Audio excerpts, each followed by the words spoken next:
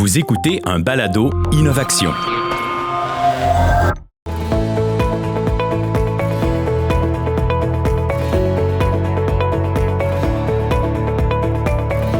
Bonjour, Cathy Malas, je dirige le pôle d'innovation et d'intelligence artificielle en santé du CHUM. C'est avec grand plaisir que j'initie les Innovations Plus Crise ce matin. Vous êtes plus de 400 participants, innovateurs et innovatrices du Québec et à l'international pour cette première grande entrevue. Qu'est-ce qu'Innovation Plus? Innovation désire se réinventer pour vous offrir une programmation tout au long de l'année, au-delà de la rencontre annuelle qui, cette année, aura lieu en juin. Donc, Innovation Plus, c'est une série de grandes entrevues, matinales, virtuelles et mensuelles, où j'irai à la rencontre de leaders et d'experts en innovation en santé. Des thématiques inspirées du livre Innovation en santé, réfléchir, agir et valoriser, mais également de d'autres produits de connaissances. Je vais poser des questions de tête, des connaissances, des expériences autour de cette thématique-là, mais également des questions de cœur, avec nos leaders et nos experts, des moments difficiles et des apprentissages. Sans plus tarder, j'introduis mon premier invité, mon complice de longue date, le Dr Fabrice Brunet, président-directeur général du CHUM. Bon matin, cher Dr Brunet. Bonjour, Madame Malas. Alors, pour présenter votre parcours, Dr Brunet, je vais le faire en lien avec l'innovation plus crise, parce que ce matin, on parle d'innovation en lien avec la crise. Vous avez commencé votre carrière comme clinicien, pédagogue, chercheur et chef de service des urgences au CHU de Cochin de Paris. Vous avez géré les attentats de Paris, mais également la crise du VIH dans les années mi-90. Arrivé à Toronto, au CHU de St. Michael's, vous étiez le chef du département du Critical Care Department. Vous avez géré la crise du SRAS dans les années 2003. Arrivé à Montréal, au CHU Sainte-Justine, la crise d'Ebola, et maintenant au CHUM, au Centre hospitalier de l'Université de Montréal, la crise de la COVID-19. À travers votre carrière, vous me l'avez toujours dit, vous avez dit que c'est hyper important de valoriser, de promouvoir la créativité et l'innovation à tous les niveaux de l'organisation, du terrain jusqu'à son comité de direction. Avant la crise au CHUM, c'est quoi les piliers qu'on a mis en place et que vous avez facilités pour rendre notre organisation agile et adaptative? Alors, tout d'abord, Madame Malas, le point que je voulais aborder, c'est que les organisations de santé, en général, sont toujours en transformation pour s'adapter à de multiples innovations. Ces innovations peuvent venir du milieu, c'est-à-dire au niveau de nos équipes, de nouvelles façons de faire, des nouveaux traitements, des nouvelles approches diagnostiques ou thérapeutiques. Elles peuvent venir de l'environnement. Donc, par exemple, c'est une nouvelle technologie de rupture qui va venir dans le milieu de la santé. Mais c'est également des changements dans l'environnement réglementaire ou dans les réalités économiques. Ah, tout à fait. Il faut en sorte que nous devons en permanence innover pour nous adapter. Ce point est important parce que parfois la perception du public ou la perception des autres organisations, c'est que le milieu de la santé est un milieu traditionnaliste et qui n'innove pas ou peu. En fait, c'est faux. La seule chose, c'est que certaines de ces innovations sont incrémentielles, c'est-à-dire se font de façon progressive, sans qu'il y ait à un moment ou un autre un point A et un point B. Et dans d'autres cas, ce sont des innovations qui sont au contraire de rupture. Tout à fait. La loi 10, par exemple, a été une rupture organisationnelle qui a demandé à toutes les organisations de se repenser et de se réimaginer et de se réorganiser. Effectivement. Si on prend les piliers de la réflexion pour une organisation de santé en termes de facilitation de l'innovation, la première chose, c'est de se dire, au niveau des membres de nos équipes, il y a énormément de créativité et de sens de l'innovation. Comment cultiver, comment diffuser, comment augmenter ce sens de la créativité et de l'innovation? C'est ce qu'on appelle la culture ou l'ADN d'une organisation et on va se baser déjà là-dessus pour utiliser cette culture et toutes ces ressources humaines que nous avons. Ici, par exemple, 16 000 personnes travaillent au CHUM, pas toutes comme employés, mais aussi comme bénévoles, comme étudiants, comme chercheurs, comme patients partenaires qui apportent chacun leur créativité et leur sens de l'innovation. Tout à fait. Une fois qu'on a diffusé et favorisé cette culture, il faut aussi que nous ayons des structures organisationnelles qui nous permettent de diffuser rapidement et de faciliter cette culture dans son développement. Ouais, c'est le deuxième pilier, celui-là. C'est le deuxième pilier, c'est la structure. Cette structure doit mettre en place à la fois une communauté. Cette communauté va permettre au niveau de l'organisation de partager les valeurs et ces valeurs vont être ensuite sous forme de compagnonnage, illustrées dans un secteur, puis diffusées dans un autre secteur, de façon à ce que petit à petit, ça contamine l'ensemble de l'organisation. Bien sûr, dans l'aspect culturel et structurel, il y a un nombre de méthodes importantes que nous avons effectivement développées dans le livre dont vous parliez tout à l'heure, mais qui sont facilitantes. Un troisième élément de la structure, toujours, c'est de se dire quel est le propos, quelle est la vision, quelle est la mission de cette organisation pour ensuite définir nos critères de sélection et de priorisation des innovations qui doivent toujours répondre à la valeur de l'organisation. Pour nous, ici au CHUM, le premier critère, c'est qu'est-ce qu'il y a de mieux pour les patients et leurs familles. Le deuxième, c'est qu'est-ce qu'il y a de mieux pour les équipes en termes d'épanouissement professionnel et personnel pour pouvoir faire évoluer leur carrière et avoir un sens d'appartenance au CHUM.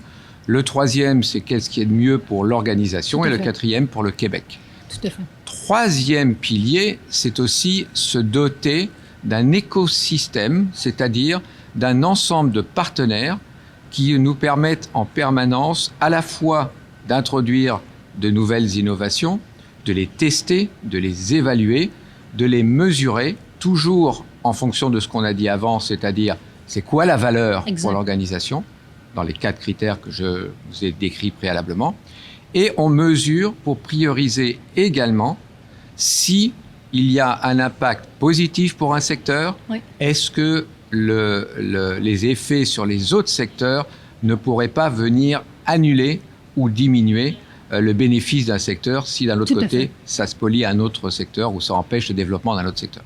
Donc, culture, structure, écosystème, avec une vision à la fois de coordination au niveau de la gouvernance, y compris notre conseil d'administration, mais également d'utilisation de toutes les solutions terrain avec une transversalité dans l'organisation. Donc c'est du top-down, bottom-up si on prend de l'anglais, et transversalité qui nous permet d'innover rapidement.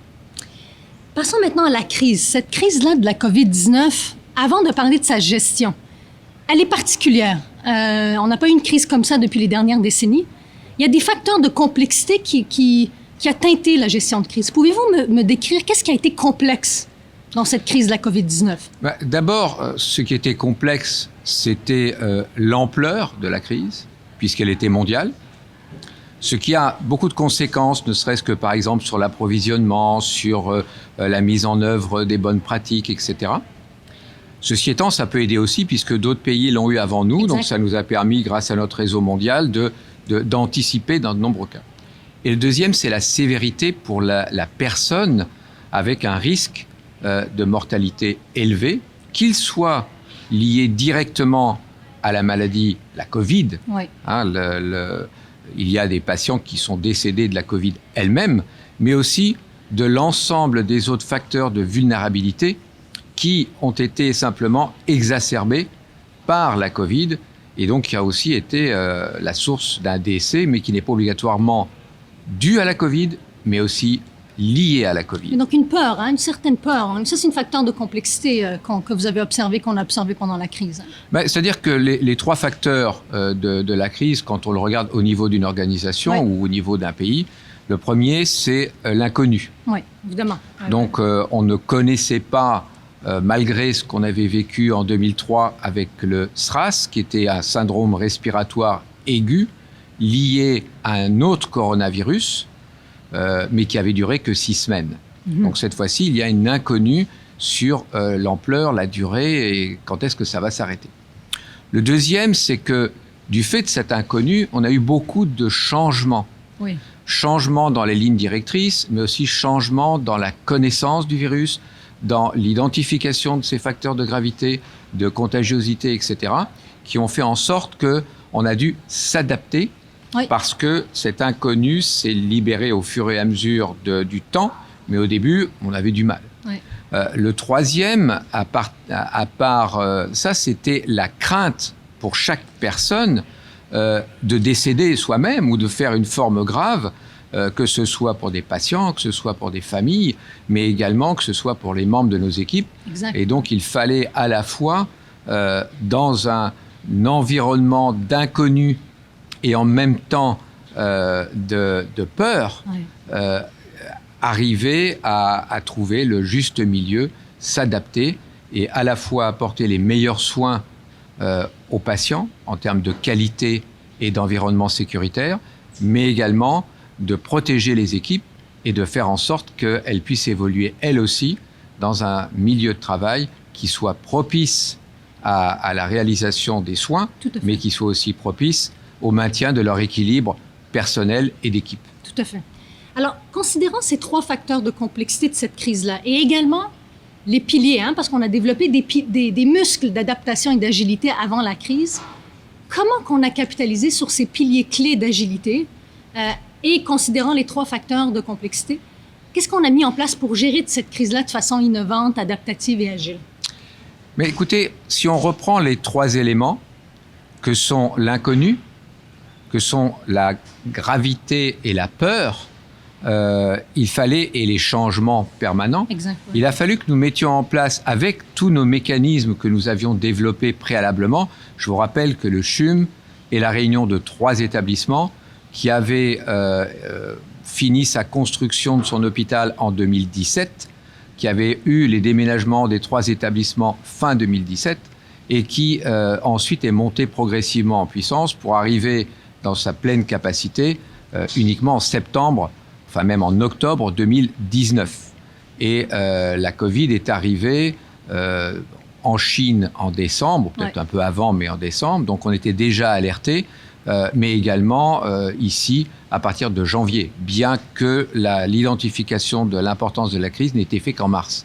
Donc nous, ce que nous avons fait, c'est que nous avons utilisé, pour vaincre ces 3, ou pas vaincre, mais mitiger ces 3 éléments, tout ce que nous avions appris avant dans les crises préalables, notamment celle de 2003 à Toronto.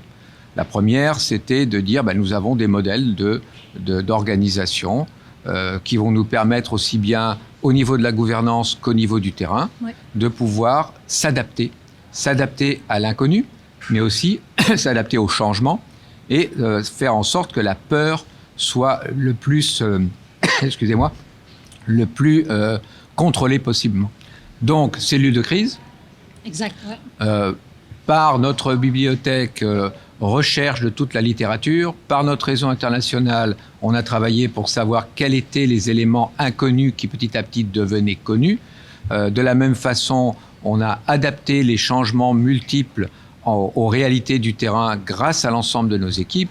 Prenons par exemple l'équipe de prévention et contrôle des infections qui a agi sur l'ensemble de toutes les mesures tout le long, avec d'ailleurs comme effet très faible taux de contamination, très faible nombre d'éclosions pendant toute cette période, aussi bien d'ailleurs la vague 1 que la vague 2. Nous avons aussi utilisé l'ensemble des mécanismes de solution du terrain dans tous les domaines, y compris par exemple la recherche qui nous a aidé à fabriquer des équipements avec des imprimantes 3D, mais qui nous a aussi permis de réfléchir sur la modélisation par rapport aux aérosolisations, pour la médecine dentaire par exemple, mais également l'utilisation des connaissances. Plus de 70 projets de notre centre de recherche dédiés à la Covid, en plus des autres bien entendu, nous ont permis là aussi de mieux comprendre rapidement, de lutter contre l'inconnu, de mieux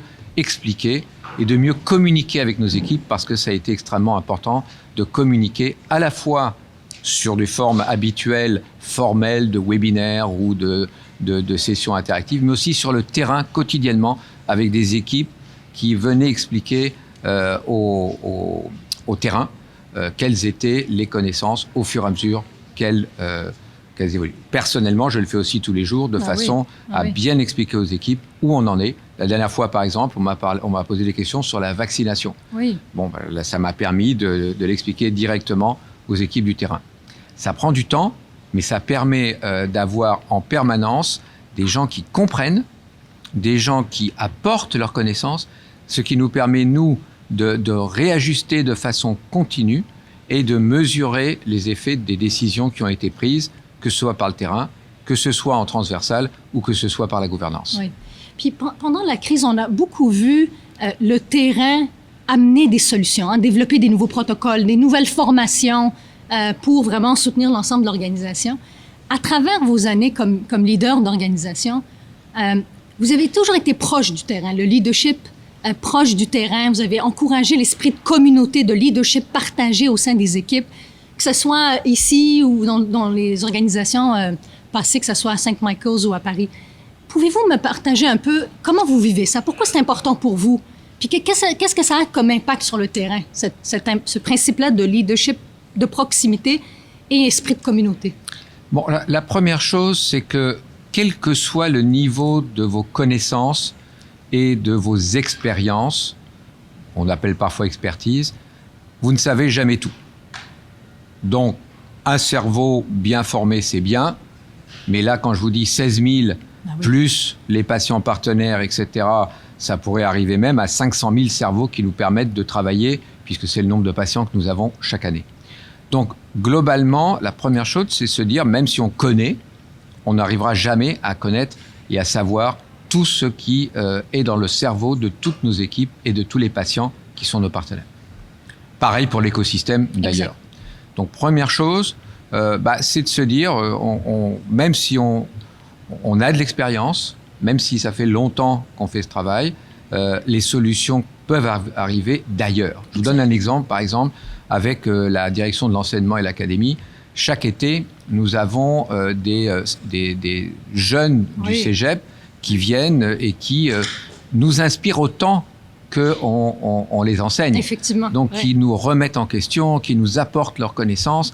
Et parmi mes mentors, moi j'ai des mentors de 12 ou 14 ans, autant que des mentors plus âgés ou dans différents autres secteurs. Donc, première chose, se dire, on doit écouter les solutions du terrain parce que ce sont des gens qui font ce travail et qui ont des idées et ne pas sous-estimer leurs connaissances. Deuxième chose, c'est que quelles que soient les solutions que vous voulez mettre en place, pour vous assurer de leur pertinence, c'est-à-dire de la réponse aux besoins du terrain, c'est toujours plus compliqué quand vous êtes à distance. C'est vrai, effectivement. Même si vous venez tous les jours, et si vous dites pourquoi moi, dans tel cas, j'aurais peut-être pas utilisé telle technologie, j'aurais fait ça, les gens nous disent oui, mais bon, globalement, on l'a testé, ça marche. Donc, deuxième chose, se dire, on ne détient pas la vérité. Non. Et la pertinence de la solution, elle est beaucoup plus facile à atteindre si ce sont les gens qui font le travail qui vous la soumettent. Exact.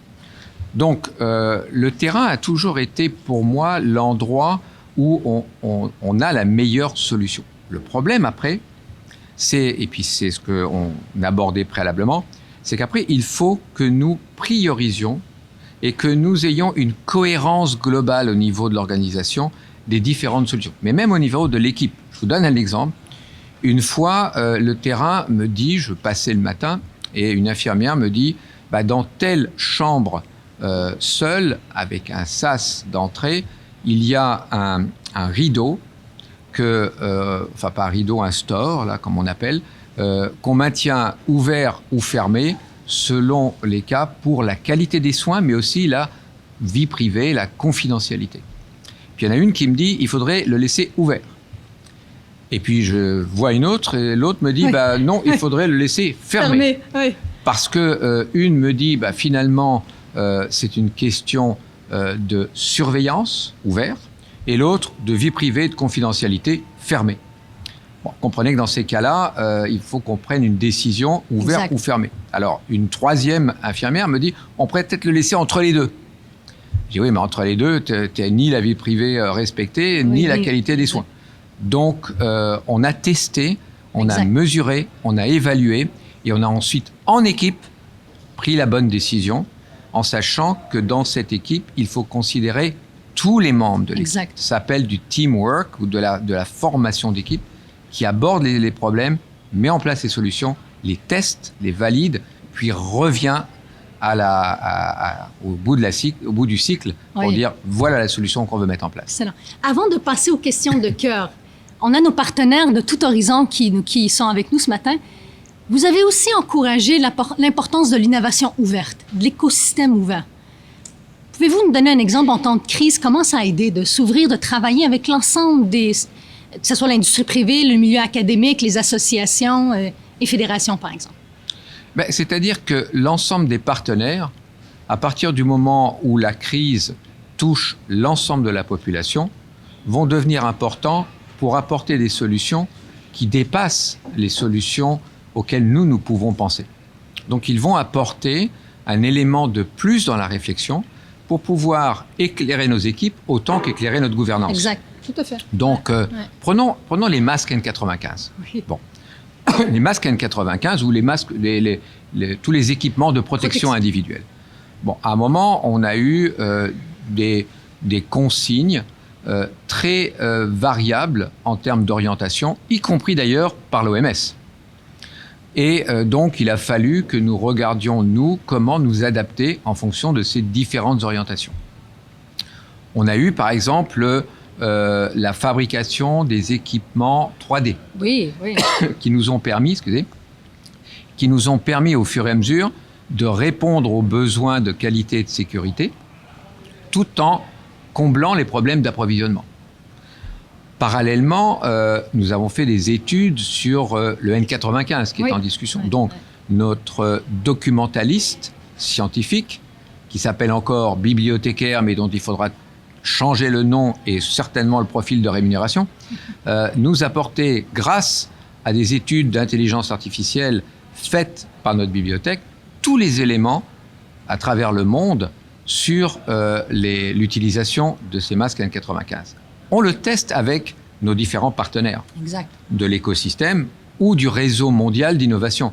Donc on est capable de voir si telle utilisation du N95 dans la population ou du N95, comme c'est fait dans certains pays, dans certains secteurs ciblés au niveau des hôpitaux, a permis ou non de mieux contrôler l'épidémie.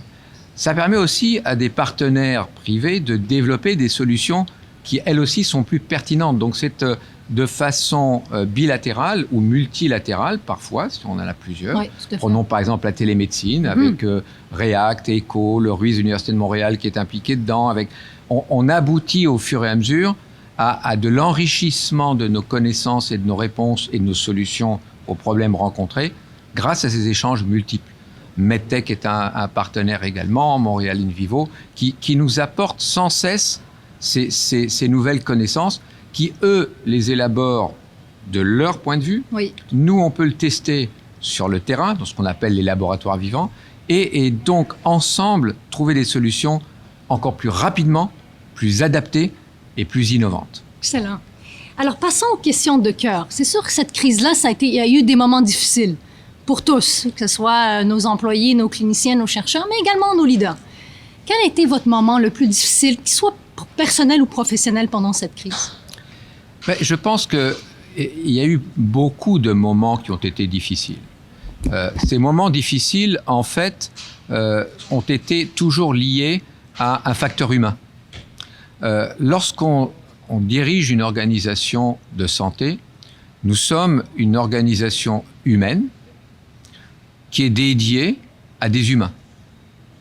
Donc, les moments les plus difficiles, c'est lorsque la santé ou l'intégrité professionnelle, la capacité de s'exprimer professionnellement est limitée ou modifiée du fait de la crise.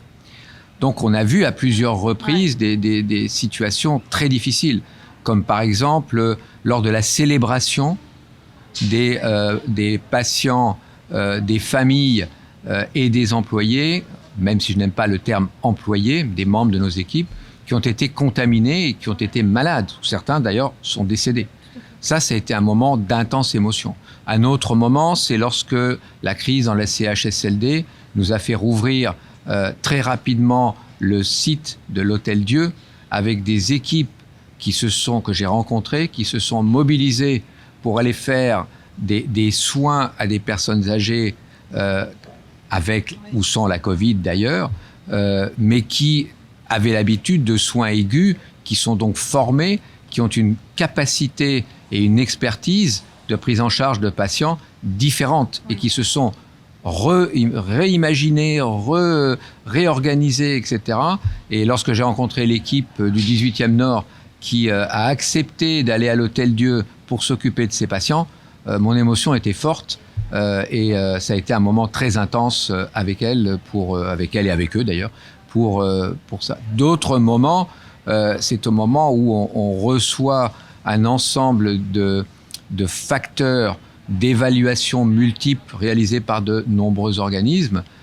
Chez nous, il y a l'INES, il y a l'INSPQ, mais à travers le monde, l'OMS, etc., dans lesquels on ne voyait pas la crise s'arrêter et dans lesquels on se dit le poids, l'intensité va continuer à augmenter. C'était des moments difficiles. Je me souviens, c'était un vendredi après-midi à 17h, le rapport de l'INES, de l'INSPQ, qui nous dit en juillet, il va y avoir 2 fois plus de décès, etc.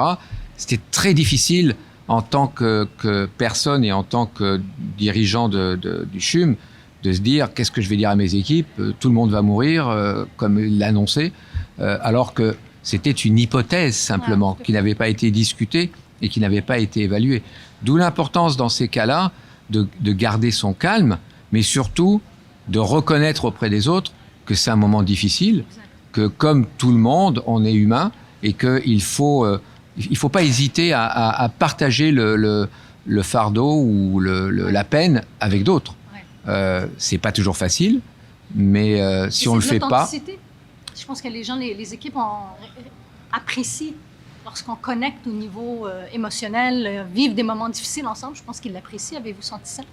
Peut-être qu'ils l'apprécient, mais en tant que dirigeant, vous dites que c'est un moment de faiblesse et c'est peut-être pas ce qu'il fallait faire. Donc il y a un doute. Maintenant, oui, on a réussi. Oui, on a monté rapidement l'Hôtel-Dieu pour pouvoir prendre les patients Covid. Oui, les résultats ont été bons. Le niveau de contamination de nos équipes a été extrêmement bas, voire quasi nul. Dans la deuxième phase, c'est 0 pour l'instant. Donc oui, le résultat était là. Mais est-ce que j'ai eu un doute à un moment? Est-ce que oui? De toute façon, je pense que personne aujourd'hui, quelle que soit sa position dans l'organisation ou même au niveau de l'État, peut dire que cette crise a été facile et qu'on n'est pas marqué. On est marqué. Et puis sur le plan un peu personnel aussi, on avait peur pour sa famille, on avait peur pour tout le monde, je veux dire, pour ses amis. Quel a été votre plus grand apprentissage comme dirigeant et leader d'un établissement pendant cette crise-là? Mon plus grand apprentissage, ça a été le fait qu'on ne peut pas régler cette crise par des règles ou par des ordres. On ne peut régler cette crise que tous ensemble et qu'à condition que tous ces éléments qu'on a mis en place depuis de nombreuses années de communauté, de compagnonnage, de partage d'expériences, etc., nous permet de passer à travers cette crise mieux que si on l'avait fait de façon autoritaire ou de façon réglementaire pure. Maintenant, il y a quelqu'un qui m'a demandé, est-ce que tu penses que tu as fait mieux que les autres? Non, on a fait ce qu'on a pu. Exact. Ouais. Et on n'est pas à se comparer, chacun a fait ce qu'il a pu. Il y a des organismes, la nôtre est complexe parce qu'elle est à la fois universitaire et de soins, donc elle a l'ensemble de la mission. Mais si on pense à nos collègues des CIS, des SUS, c'est extrêmement complexe qu'ils ont à régler avec des problèmes dans tous les domaines. Nous, on a essayé d'aider, d'apporter notre contribution, mais c'est sûr qu'on ne peut pas se mettre à leur place. Donc souvent, on se dit, on aurait bien aimé aider plus encore. Et puis, c'est ce qu'on a fait lors de la deuxième vague, où on a été encore plus proactif pour aider. Tout à fait. Avant de passer aux périodes de questions, quel serait un message clé ou 2 messages clés que vous voulez passer à notre auditoire ce matin? Tout d'abord, le premier, c'est rester humain.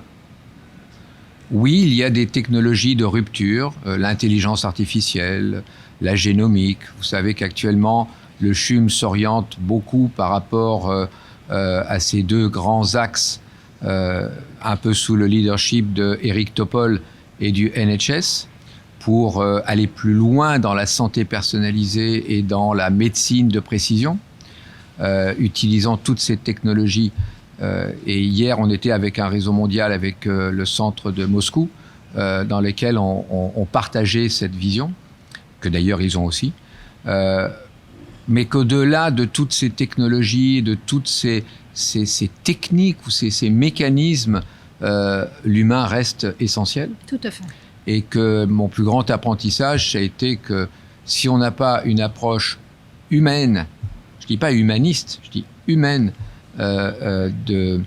d'écoute, de partage, d'enrichissement mutuel, on passera à côté de la crise, qui est une opportunité aussi pour s'améliorer. Tout à fait. Donc je crois que c'est ça. Puis j'ai vu des gens se révéler pendant cette crise qui m'ont fait énormément d'émotion et de plaisir, parce que pour durer dans ce travail, qui est quand même pas facile, il faut aussi qu'il y ait à un moment ou à un autre des satisfactions.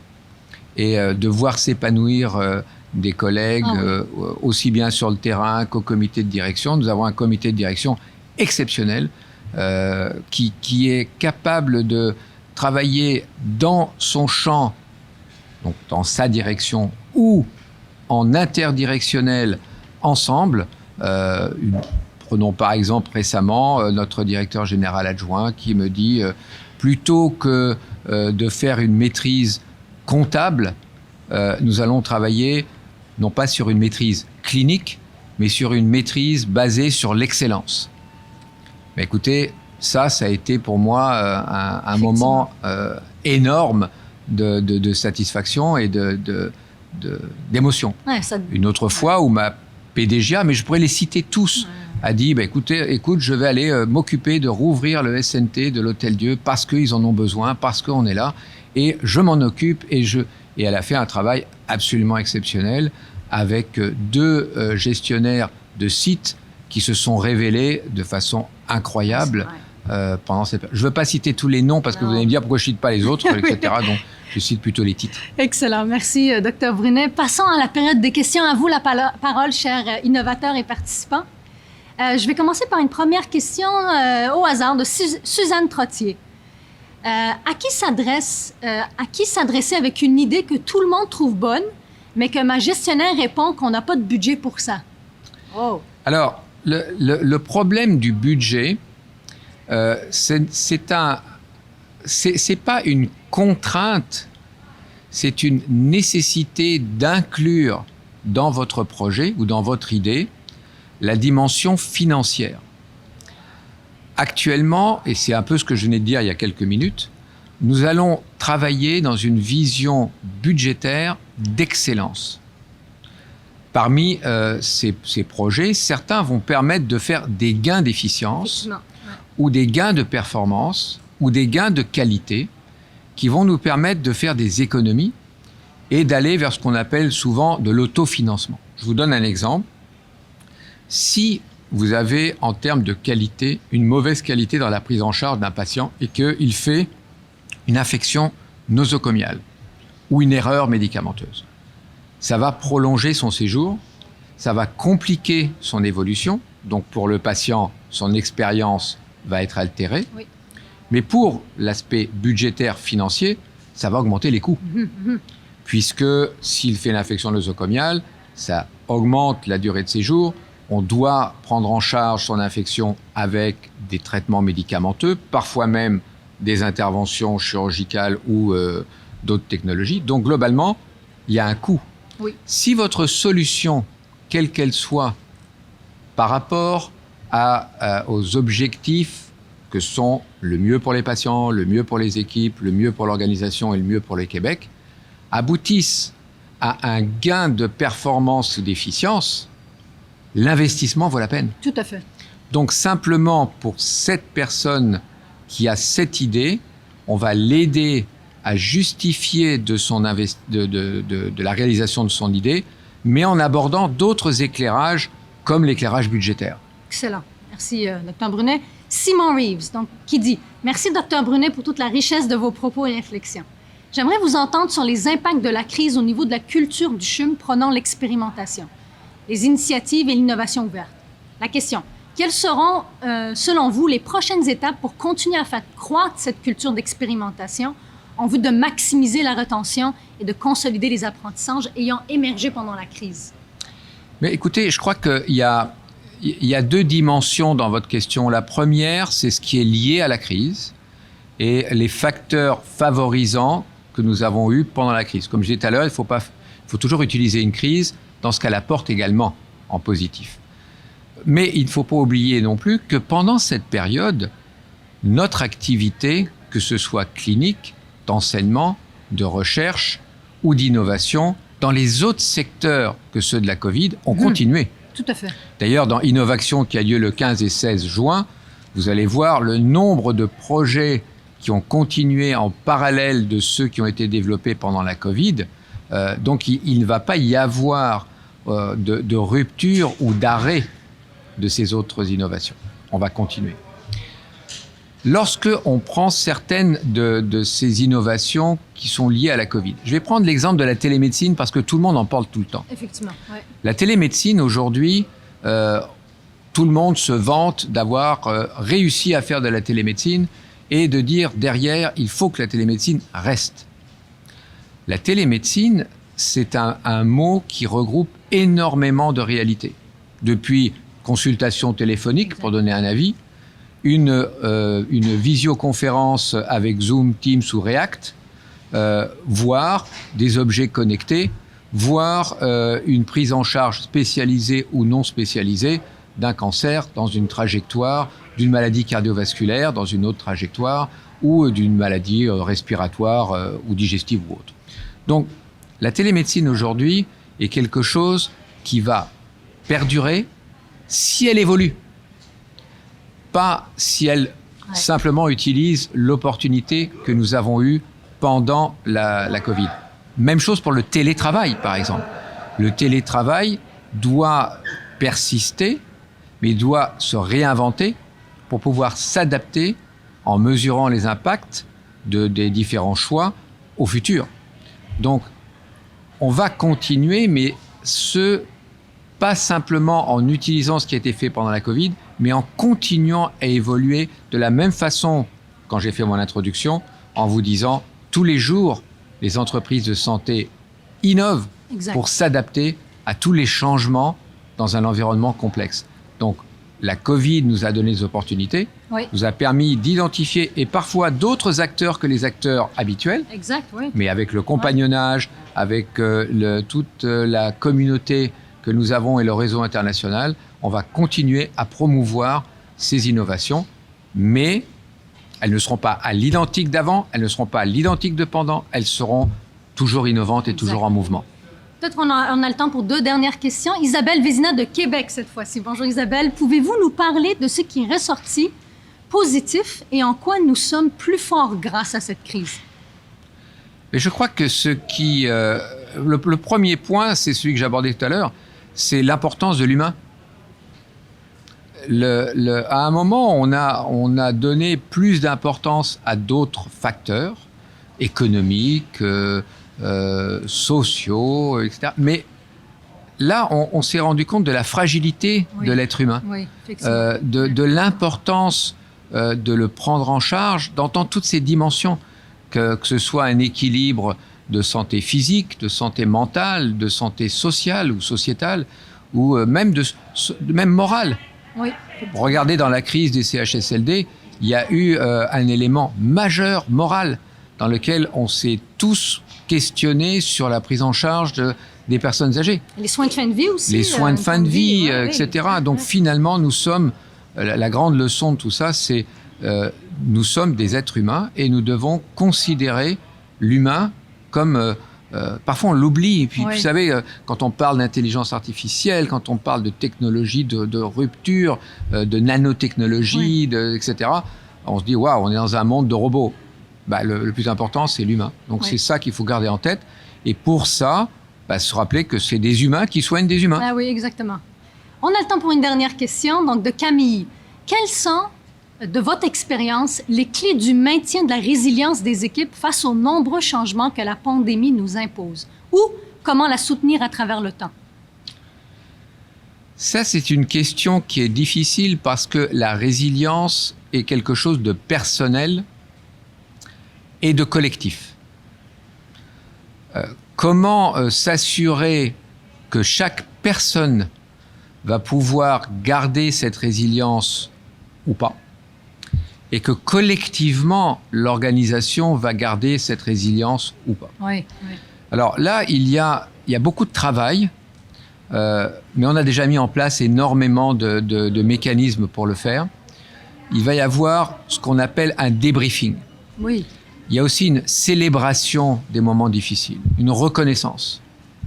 Ce qui va nous permettre non pas de tirer un trait, mais de tirer des leçons. On ne va pas oublier ce qui s'est passé avec le SRAS lorsqu'on était avec le premier épisode de coronavirus en 2003, c'est que la durée était très courte. Même si l'impact a été fort et les leçons que nous avons apprises étaient importantes, mais il y a eu très vite un oubli. Parce que les gens se rappelaient que c'était désagréable et qu'ils voulaient oublier. Or, les mécanismes qui ont été mis en place, comme par exemple la formation d'équipe, nous avons ici, avec la DEAC, fait 40 000 interventions de formation d'équipe. 40 000. On a formé à tous les aspects de la PCI, des protocoles de prise en charge des patients, transport des patients, vaccination, etc. Donc, il faut conserver tout ça. Il faut donc tirer des leçons, mais pas tirer un trait en oubliant et en disant « ça ne reviendra jamais ». Ça reviendra. Donc, effectivement, il faut se repréparer pour les prochaines fois. Mais si nous avons, nous, dès janvier, mis en place tous nos mécanismes, c'est parce qu'on les avait appris de la crise d'avant ou des autres crises. Je n'ai pas géré toutes ces crises, Madame Malas. J'ai participé à ces crises. J'ai participé à la réponse à ces crises. Je pense que le mot « gérer » est très difficile. Et puis, personne aujourd'hui n'est capable de gérer des crises de cette ampleur. Chacun va apporter ses expériences, ses connaissances pour s'améliorer, mais dire qu'on la gère, c'est très, très difficile. Je n'ai pas géré les attentats. J'ai géré les conséquences pour mon établissement des attentats. Bon point. Non, mais je veux dire, c'est un bon point. Donc, en termes de résilience, se rappeler aussi qu'on a contribué, on n'a pas tout résolu, mais on a gardé des mécanismes. Ce qu'on a vu et ce qu'on a mesuré comme impact, c'est que si on fait confiance au terrain, si on écoute le terrain, si on priorise et si on coordonne bien au niveau de la gouvernance, et si on s'intègre dans la mouvance, parce que c'est un processus dynamique, une pandémie comme celle-là, et si on est toujours à l'écoute des solutions, on est capable d'avoir une résilience pour la fois d'après. On partira pas de zéro, mais on aura toujours un périple difficile. Puis c'est là où la confiance les uns avec les autres, le mot confiance est important. Oui. En fait, il faut se faire confiance. Si quelqu'un vous dit, moi pour les aidants naturels ou pour la fin de vie, je suis pas d'accord avec ce qu'on a décidé, faut écouter. Exact. Puis il faut le réévaluer. Oui. Puis il faut le mesurer. Puis il faut le défendre, parce que parfois on va avoir des gens qui vont vous imposer des choses, et là il faut le défendre. Ça a été un plaisir d'échanger avec vous ce matin, Dr Brunet. J'espère que vous, chers participants, vous avez eu autant de plaisir que moi. Donc, merci encore, Dr Brunet. Et moi aussi, j'ai eu beaucoup de plaisir avec vous dans cette rencontre, Madame Malas, et merci pour tout ce que vous faites, parce que l'innovation, quand on a en charge, c'est pas si facile que ça, que ce soit en période de Covid ou que ce soit en période de non-Covid, surtout quand le mot innovation n'est pas bien compris. Ça peut être une innovation sociale, organisationnelle, aussi bien que technologique, qui soit de rupture ou qui soit de continuité. Tout à fait. Tout à fait. Alors, merci beaucoup. Ça me fait plaisir. Alors, quelques rappels importants. Donc, d'ici la fin de la semaine, ce podcast sera disponible sur notre site d'innovation sur le CHUM Montréal, ainsi qu'une facilitation graphique, un résumé de notre échange avec Dr Brunet, fait par Natalia, et je la remercie. Il va y avoir aussi des lectures complémentaires. On a écrit un court papier, Dr Brunet, Daniel Fleury et moi. Il sera disponible, ainsi que des chapitres de livres. Je vous invite pour les gens du CHUM à consulter l'atelier du CHUM, qui est une boîte de ressources pour vous soutenir dans vos projets d'innovation. Et finalement, je vous invite au prochain rendez-vous Innovation plus besoin avec Banaf Benchantouf, qui est directeur exécutif de l'accélérateur Entreprisme de HEC Montréal, et Vincent Dumès, qui est co-directeur du Centre d'excellence du partenariat avec les patients et le public. Le 31 mars, 7h30, c'est un rendez-vous. Au plaisir de vous y retrouver. Merci. Merci.